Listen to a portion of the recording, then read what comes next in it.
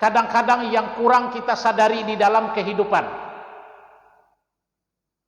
Yang kelima, bisikan yang mempengaruhi batin manusia adalah bisikan karena pergaulan. Jadi akibat dari pergaulan ini, kalau kita misalnya bertemu dengan orang jujur, sedikit banyaknya kejujuran orang tersebut akan mempengaruhi kita. Kalau kita bertemu dengan orang yang sabar, sedikit banyaknya kesabaran itu akan mempengaruhi pada kita. Nah, jadi pergaulan di sini luar biasa pengaruhnya, membisiki pada batin manusia. Oleh karena itu di dalam bergaul itu pilih kawan yang baik. Muhammad Natsir menceritakan, hendaknya kalian itu hidup seperti ikan di tengah laut.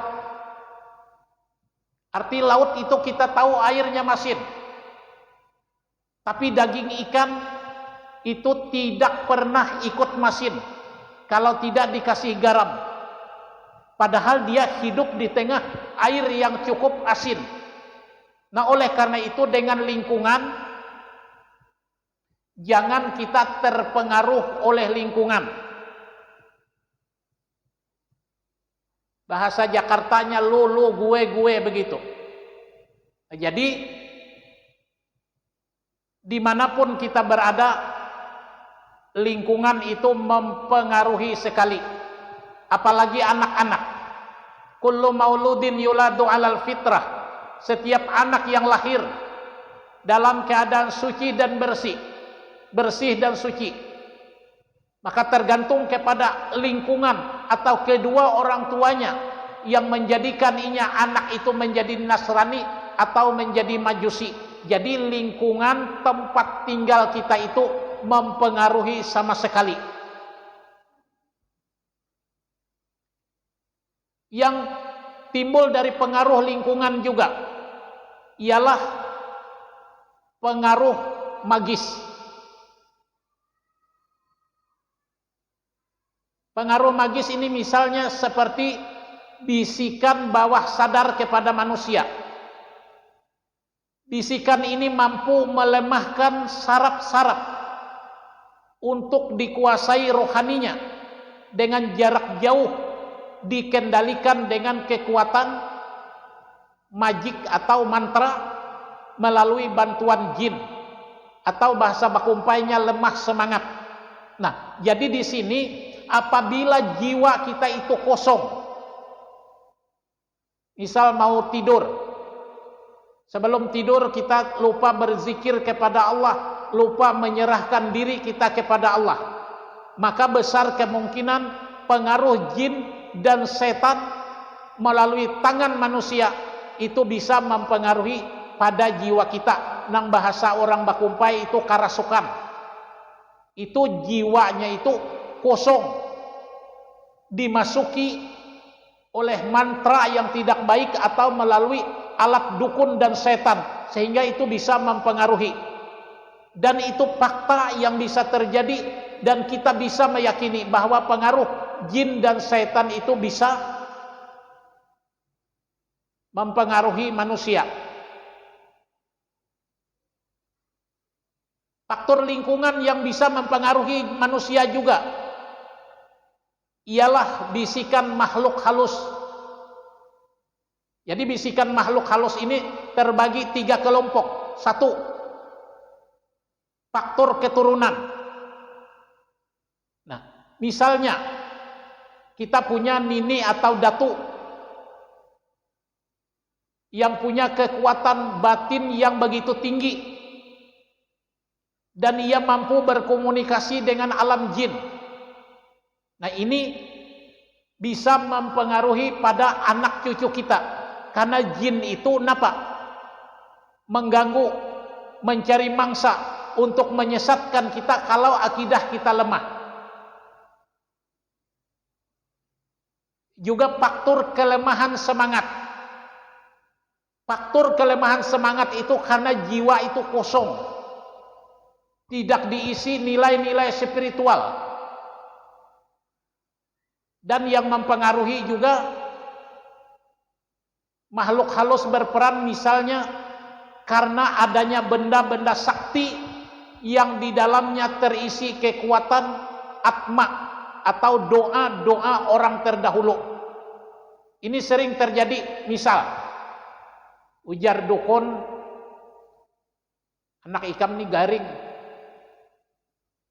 karena ada wasi tuh. Nah,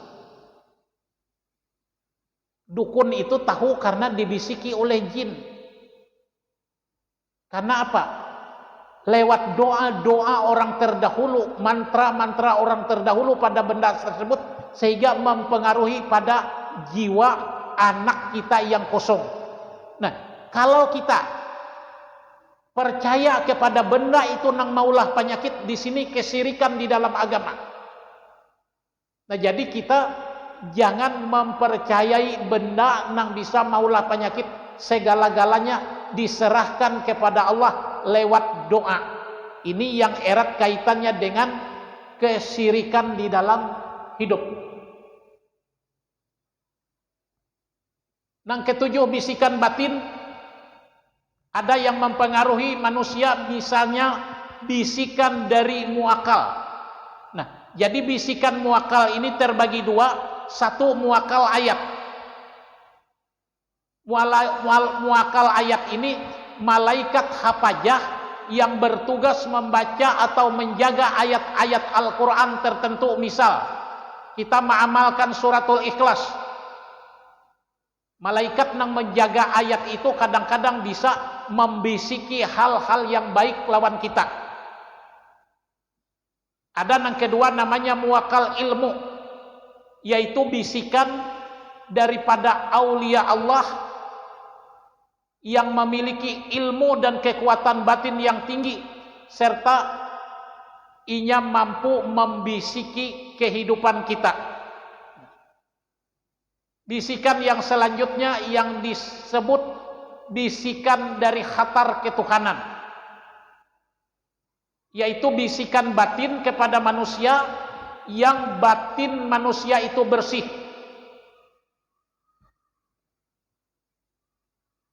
Jadi bisikan dari Tuhan itu karena satu, kebersihan batin kita. Dua, karena kita istiqamah di dalam melakukan ketaatan. Yang ketiga, karena kita senantiasa melakukan zikir yang berkekalan. Jadi nang dicari ini bisikan dari khatar ketuhanan. Ini makam yang diduduki oleh para ulama, mencari bisikan khatar ketuhanan itu untuk mencari ilmu pengetahuan. Jadi kadang-kadang kita lihat tuan guru itu seolah-olah ilmunya laut yang tiada bertepi, padahal inya memiliki rahasia kontak batin lawan Tuhan, gerakan khatar ketuhanan yang memadahi ilmu itu lawan hamba tersebut.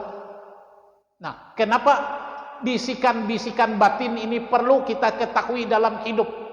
Artinya kalau bisikan lingkungan, bisikan jin, bisikan setan tidak perlu kita mempercayai, karena bisikan itu semata-mata menyesatkan akidah kehidupan kita. Yang perlu kita pegangi setidak-tidaknya bisikan dari muakal ayat. Artinya dari ayat-ayat tertentu yang kita amalkan, malaikat hafazah yang menjaga ayat itu bisa membisikkan sesuatu kepada kita. Atau apabila batin kita bersih, apabila kita istiqamah dalam melakukan sesuatu, maka bisikan khatar ketuhanan dari Tuhan langsung yang membisikkan, memberikan ilham kepada batin kita. Jadi kalau Nabi dan Rasul menerima firman Allah yang disampaikan dari malaikat, tapi kalau manusia semacam kita ini, kalau batin kita bersih, kita bisa menerima namanya ilham Tuhan. Arti Tuhan yang memberi ilmu, habis saja kisahnya. Itu artinya hamba itu berahasia lawan Tuhan aja. Cuma kalau Tuhan memberikan ilmu lawan kita, ilmu itu kada bisa didakwahkan. Nang didakwahkan itu perkataan Al-Quran dan perkataan Nabi. Bila Tuhan membuka basirah kepada hati kita, itu hanya Tuhan nang berahasia lawan diri kita seorang. Itu artinya Tuhan membimbing kita karena kita sayang, karena Allah sayang lawan diri kita. Jadi kuncinya bersihkan batin kita agar dibisiki oleh khatar ketuhanan. Karena manusia itu pada kuncinya batin yang perlu diutamakan. Karena masalah batin inilah yang dipertanggungjawabkan di hadapan Allah. Mudah-mudahan Allah selalu memberikan pengertian dan ilham kepada kita untuk memahami segala ilmu pengetahuan. Mudah-mudahan bala dan bencana dijauhkan dari tempat kita. Dan mudah-mudahan kita menjadi hamba Allah. Di akhir hayat kita menjadi hamba yang betul-betul husnul khatimah, dan kita dianugerahkan rezeki yang halal lagi baik buat kita taat lawan Allah. Hasbunallahu wa ni'mal wakil. Wassalamu alaikum warahmatullahi wabarakatuh.